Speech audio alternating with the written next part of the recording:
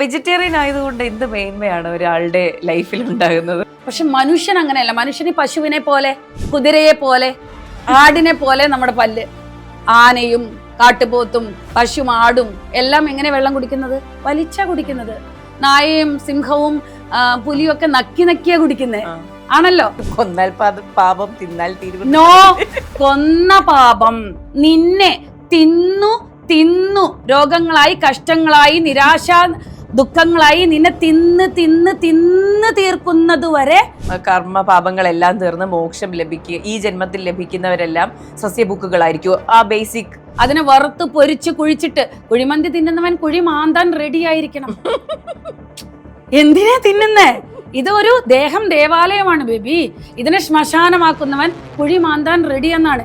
അതിന് മനസ്സില്ല, നമ്മളെപ്പോലെ അത്യാർത്ഥിയില്ല, അത്യാശയില്ല, നാളത്തെക്കുറിച്ച് ചിന്തയില്ല. അതുകൊണ്ട് അതിനെ പ്രസന്റ് നടക്കുന്നതെല്ലാം അറിയാൻ പറ്റും. അതിന് അതീന്ദ്രിയ ശക്തികള് ആദ്യ മനുഷ്യർ തുടങ്ങി വെച്ചതാണ് ഈ പറഞ്ഞ നോൺ വെജിറ്റേറിയൻ അല്ലെങ്കിൽ ഈ മാംസാഹാരം കഴിക്കുക എന്നുള്ളത്. അപ്പൊ പ്രകൃതി നിയമമാണെങ്കിൽ അന്ന് അവിടെ അത് തടയപ്പെടില്ലായിരുന്നു. ഈ VMC മലയാളത്തിൽ ഈക്വലി ഇമ്പോർട്ടൻ്റ് ആയിട്ടുള്ള ഒരു കാര്യമാണ് ബീങ് വെജിറ്റേറിയൻ എന്ന് പറയുന്നത്. വെജിറ്റേറിയൻ ആയതുകൊണ്ട് എന്ത് മേന്മയാണ് ഒരാളുടെ ലൈഫിൽ ഉണ്ടാകുന്നത്? വെജിറ്റേറിയൻ ആയതുകൊണ്ട് എന്ത് മേന്മ എന്നല്ല, വെജിറ്റേറിയൻ ആകണം എന്നുള്ളത് ഈ പ്രപഞ്ച നിയമമാണ്. ഒരു മനുഷ്യൻ എന്തുകൊണ്ടാ ഈ ഭൂമിയിലേക്ക് ഒരു മനുഷ്യദേഹം നമുക്ക് ലഭിക്കണമെങ്കിൽ 84 ലക്ഷം ജീവരാശികളായിട്ട് ഓൾറെഡി നമ്മൾ ജന്മം എടുത്തതിന് ശേഷമാണ് നമുക്ക് മാനവദേഹം ലഭിക്കുന്നത്. 1,05,00,000 സംവത്സരങ്ങളായിട്ട് നമ്മൾ ഈ ഭൂമിയിലേക്ക് വന്നും പോയിക്കൊണ്ടിരിക്കുക, വ്യത്യസ്തമായ വൈവിധ്യമായിട്ടുള്ള ജന്മങ്ങൾ എടുത്തുകൊണ്ട്.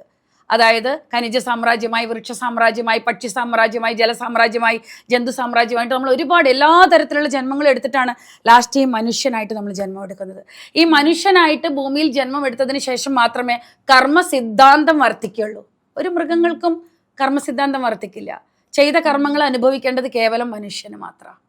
അപ്പൊ അതുകൊണ്ട് ഈ മനുഷ്യൻ ഭൂമിയിലേക്ക് വരുമ്പോൾ ഒരു ഡിവൈൻ നിയമമുണ്ട്. അതാണ് വിശ്വനിയമം. ആ നിയമത്തിന്റെ പരമപ്രധാനമായിട്ടുള്ള നിയമങ്ങളാണ് 2 ജീവഹിംസ മഹാപാപം, അഹിംസ പരമോ ധർമ്മ. ജീവഹിംസ എന്നുള്ളത് മഹാപാപമാണ്, നീ അത് ചെയ്യരുത്. ഒരു മനുഷ്യൻ പാലിക്കേണ്ട നിയമം. ഒരു പുലിക്കും സിംഹത്തിന് ഇത് വർത്തിക്കുന്നില്ല. എന്താ വെച്ചാൽ കാടിന്റെ ഒരു ഡിവൈൻ ബാലൻസിങ്ങിന് അതിനെ നിയന്ത്രിക്കുന്നത് ആ ഒരു സിസ്റ്റമാണ്. അതുകൊണ്ടാണ് അവര് സസ്യാഹാരികളല്ല മോളെ, അവര് സസ്യബുക്കുകളല്ല, അവര് മാംസബുക്കുകളാണ്. അതെന്തുകൊണ്ട്? അവരുടെ കൂർത്ത പല്ലുകളും നഖങ്ങളും അവരുടെ ഡൈജഷൻ വ്യവസ്ഥ, കുടലുകളൊക്കെ വളരെ നീളം കുറവാണ് മാംസത്തെ, പച്ച മാംസത്തെ. അപ്പൊ അതുകൊണ്ട് ആ ഒരു കാടിന്റെ ആ സമതുലനത്തെ ബാലൻസ് ചെയ്യാനുള്ള വ്യവസ്ഥയാണത്.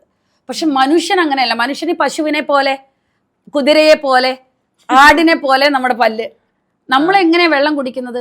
ആനയും കാട്ടുപോത്തും പശുവും ആടും എല്ലാം എങ്ങനെ വെള്ളം കുടിക്കുന്നത്? വലിച്ചാ കുടിക്കുന്നത്. നായയും സിംഹവും പുലിയും ഒക്കെ നക്കി നക്കിയാ കുടിക്കുന്നത് ആണല്ലോ. മാംസബുക്കുകളുടെ സിസ്റ്റം അതാണ് ബാബ. അപ്പൊ അതുകൊണ്ട് തന്നെ നീ എന്താണ്? സസ്യബുക്കാണ്. നമ്മളുടെ കുടലുകളുടെ നീളം നോക്കി, ആടിന്റെ കുടലിന്റെ നീളം കണ്ടിട്ടുണ്ടോ? ഞാൻ കഴിക്കുന്ന കാലത്ത് എനിക്കറിയാം, അത് ഒരുപാട് നീളം. പുഴയിൽ കൊണ്ടുപോയിട്ട് ഞങ്ങളതിനെ കുത്തിച്ചോർത്ത ഞങ്ങൾ 3 പെൺകുട്ടികളും സഹോദരികളും ഒരുപാട് കഷ്ടപ്പെട്ടു അന്നത്തെ കാലത്ത് കേട്ടോ, കഴിക്കുന്ന കാലത്ത്. അപ്പോൾ അതേപോലെ നമ്മളുടെ കുടലുകൾക്ക് അതിൽ ഈ മാംസം ഡൈജസ്റ്റ് ആവാനുള്ള സിസ്റ്റമേ ഇല്ല. പക്ഷെ ഒരു സംശയമുണ്ട്. ഇപ്പോൾ ആദ്യ മനുഷ്യർ തുടങ്ങി വെച്ചതാണ് ഈ പറഞ്ഞ നോൺ വെജിറ്റേറിയൻ അല്ലെങ്കിൽ ഈ മാംസാഹാരം കഴിക്കുക എന്നുള്ളത്. അപ്പൊ പ്രകൃതി നിയമമാണെങ്കിൽ അന്ന് അവിടെ അത് തടയപ്പെടില്ലായിരുന്നു. ആദ്യ മനുഷ്യൻ ആണോ ഇന്ന് നമ്മൾ? ആദ്യ മനുഷ്യൻ തുണിയില്ലാതെ നടന്നു, ആദ്യ മനുഷ്യൻ കാട്ടിലാ ജീവിച്ചിരുന്നത്, ആദ്യ മനുഷ്യൻ ഗുഹയിലാ ജീവിച്ചിരുന്നത് അല്ലേ? അന്ന് അവർക്ക് കൃഷിയെക്കുറിച്ച് അറിഞ്ഞൂടാ ബാബാ. അവർക്ക് എങ്ങനെയാണ് ജീവന വിധാനം എന്നുള്ളത് അറിയില്ല. എന്തുകൊണ്ടാ? മൃഗത്തിൽ നിന്നും മൃഗീയ വാസനകളിലൂടെ പ്രവേശിച്ച ദേഹമാണത്. ആ മൃഗം എന്നുള്ള നായാട്ട്, ആ വേട്ട എന്നുള്ളത് അത് മാത്രമേ അവർക്ക് അറിയൂ. വേട്ടയാടി ജീവിക്കാം, മറ്റുള്ള വിശപ്പിന് വേണ്ടി കൊന്നു തിന്നാം. അത് മറ്റൊരു ഗോത്രത്തിലുള്ള മനുഷ്യനെ കണ്ടാലും അവർ കൊന്നു തിന്നുമായിരുന്നു. എന്താ വെച്ചാൽ അവർക്ക് വിചക്ഷണജ്ഞാനം ഇല്ല. ദേഹം കോമൺ സെൻസ് ബാബ. അവർക്കൊന്നും അറിയില്ല. പ്രാകൃതത്തിൽ നിന്നും പ്രാചീന ഇപ്പൊ പരിഷ്കൃതമായില്ലേ നമ്മൾ? എത്ര ഡെവലപ്മെന്റ് ആയി. ഇന്ന് മനുഷ്യന് തിന്നാനായിട്ട് എന്തൊക്കെ വ്യവസ്ഥകൾ, എന്തെല്ലാം നമ്മൾ നിർമ്മിക്കുന്നുണ്ട്, ഉൽപാദനം ചെയ്യുന്നുണ്ട്, കൃഷികൾ ചെയ്യുന്നുണ്ട്. നമ്മളുടെ നോളജ് എത്രയും വികസിച്ചിട്ടും ഇപ്പോഴും നമ്മൾ കൊല ചെയ്യുമ്പോൾ അത് ഹിംസയാണ്. കൊന്നാൽ പാപം, തിന്നാൽ തീരുവ. നോ, കൊന്ന പാപം, കൊല്ലാൻ കാരണമായ പാപം, തിന്ന പാപം, നിന്നെ ഏതൊരു മാംസത്തെ തിന്നാണോ നിന്റെ ഇറച്ചിയെ വർദ്ധിപ്പിച്ചത്, ആ ഇറച്ചി ഏതൊരു ജീവിയുടെ ഇറച്ചിയാണോ നിന്റെ ഇറച്ചിയെ വർദ്ധിപ്പിച്ചത്, ആ ഇറച്ചി കംപ്ലീറ്റ് നിന്നെ തിന്നു തിന്നു രോഗങ്ങളായി, കഷ്ടങ്ങളായി, നിരാശ ദുഃഖങ്ങളായി നിന്നെ തിന്ന് തിന്ന് തിന്ന് തീർക്കുന്നതുവരെ പുനരഭിമരണം, പുനരഭിജന്മത്തിലൂടെ നീ പാപകർമ്മങ്ങളെ അനുഭവിച്ചു തീർക്കുന്നത് വരെ കൊന്ന പാപവും തിന്ന പാപവും നിന്നെ തിന്നു തിന്നു തിന്നു തീരും. ഇതിനെ കുജ്ഞാനികൾ, ജ്ഞാനത്തെ കുഴിച്ചിട്ട കുജ്ഞാനികൾ എന്തു പറഞ്ഞു? കൊന്ന പാപം തിന്നാ തീരുമെന്ന് പറഞ്ഞു. കണ്ടോ, കൊല്ലരുത് എന്നുള്ളത് വിശ്വനിയമമാവാം. കൊന്നിട്ട് നീ ഒരു പാപം ചെയ്തെങ്കിൽ അത് നിന്നെ തിന്നു തീർക്കുമെന്നാ പറഞ്ഞിട്ടുള്ളത്. തിന്ന് തിന്ന് തിന്ന് തീരുമെന്ന്. പക്ഷെ അതിനെ ജനങ്ങളിലേക്ക് സത്യത്തെ കൊണ്ടുവരാതെ വളച്ചൊടിച്ച് കുഞ്ഞത് മാത്രം വരെ അന്ധവിശ്വാസത്തില്, പരിമിത ജ്ഞാനത്തിൽ അവരെ ലോക്ക് ചെയ്തിട്ട് മറ്റതെല്ലാം കുഴിച്ചിട്ടു, എല്ലാം തിരിച്ചെഴുതി, എല്ലാം പുതിയതും പഴയതും ആക്കി. അപ്പൊ ഒരു സംശയം ചോദിച്ചോട്ടെ, ഒരു ജന്മത്തിൽ പൂർത്തിയാകാത്ത കർമ്മഫലം ഇങ്ങനെ അടുത്ത ജന്മം എടുത്തു പോകുമെന്ന് പറയുമല്ലോ. അപ്പോ ഈ പറഞ്ഞ സസ്യഭൂക്കായാൽ മാത്രമേ ഈ പാപം തീരുള്ളൂ എന്നും അങ്ങനെയല്ല. സസ്യഭുക്കാവുക എന്നുള്ളത് ബേസിക് റൂള്. അതായത് മാനവദേഹത്തിന്റെ പഞ്ചഭൂതങ്ങളാൽ നിർമ്മിതമായിട്ടുള്ള ഈ ശരീരത്തിന് പഞ്ചഭൂതങ്ങളാൽ നിർമ്മിതമായിട്ടുള്ള plant based foods, plant kingdom ആണ് ഈ 84 ലക്ഷം ജീവരാശികളായ സഹോദര ജീവരാശികളെ കാത്തുരക്ഷിക്കുവാൻ സമ്പൂർണ്ണമായിട്ട് ബാധ്യത ഏൽപ്പിച്ചിട്ടുള്ള മനുഷ്യനാണ്. എന്തുകൊണ്ടാ? മനുഷ്യൻ വൃക്ഷവും മരങ്ങളും കല്ലും മരങ്ങളും പക്ഷികളും മൃഗങ്ങളും ജലചരാചരങ്ങളൊക്കെ ആയിട്ട് രൂപപരിണാമം, ആത്മപരിണാമം സംഭവിച്ചിട്ട് മാനവദേഹം ധരിച്ചതാണ്. സോ മനുഷ്യൻ ആരാണ്? ഇവരൊക്കെ അവരുടെ ദിവ്യമായിട്ടുള്ള തനതു സഹജ പരിണാമക്രമത്തെ അംഗീകരിച്ച് അവരെ സംരക്ഷിക്കേണ്ട ബാധ്യതയുള്ളവനാ ഈ ഭൂമി. അതുകൊണ്ടാണ് മനുഷ്യൻ അതിനെ വിച്ഛേദിക്കുമ്പോൾ മനുഷ്യനോട് എന്താ പറഞ്ഞിട്ടുള്ളത്? ജീവഹിംസ എന്നുള്ളത് നീ ചെയ്യരുത്. അപ്പോഴാണ് ഈ ആത്മാവ് കംപ്ലീറ്റ് എവിടെ നിന്നാണോ ഈ പരമാത്മ ശകലമായിട്ട് ഒരുപാട് മതങ്ങളും ഒരുപാട് ജനനങ്ങൾ, ഒരുപാട് മനുഷ്യജന്മങ്ങൾ, കണ്ണുള്ളവനും കണ്ണില്ലാത്തവനും കൈയുള്ളവനും കൈയില്ലാത്തവനും ദരിദ്രനും പണക്കാരനും മുസ്ലിമും ക്രിസ്ത്യനും ഹിന്ദു ഒക്കെ ആയിട്ട് നമ്മൾ ഒരുപാട് വ്യത്യസ്തമായ വൈവിധ്യമായ കോടാനുകോടി അനുഭവങ്ങളിലൂടെ നമ്മൾ ജന്മം എടുത്തത്, അവസാനം എവിടെ നിന്നാണോ വന്ന് അവിടേക്ക് ലയം പ്രാപിക്കണമെങ്കിൽ നീ ജീവഹിംസ ചെയ്യരുത്. ചെയ്തു പോയാൽ അതിനുള്ളത് അനുഭവിക്കേണ്ടി വരും. അപ്പൊ ഈ പ്രോസസ്സ് ലേറ്റ് ആവും. അപ്പൊ അതുകൊണ്ട് നമ്മൾ എന്ത് ചെയ്യണം? അഹിംസ, അതായത് കൊല്ലാതിരിക്കുക, സംരക്ഷിക്കുക, നല്ലത് ചെയ്യേ. അപ്പോൾ എന്താണ്? ധർമ്മം.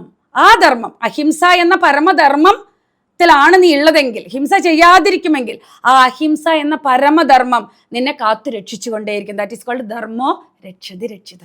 അപ്പോ ഈ പറഞ്ഞ കർമ്മഫലം, കർമ്മപാപങ്ങളെല്ലാം തീർന്ന് മോക്ഷം ലഭിക്കുക, ഈ ജന്മത്തിൽ ലഭിക്കുന്നവരെല്ലാം സസ്യബുക്കുകളായിരിക്കും. ആ ബേസിക് ഇത് വെച്ച് സസ്യാഹാരി, അതായത് ആഹാരത്തിലൂടെ വ്യവഹാരം, ആഹാരത്തിനനുസരിച്ച് ആലോചന, ആഹാരത്തിനനുസരിച്ച് വ്യവഹാരം, പ്രവൃത്തി, ആഹാരത്തിനനുസരിച്ച് കാഴ്ചപ്പാട്, ആഹാരത്തിനനുസരിച്ച് കർമ്മം.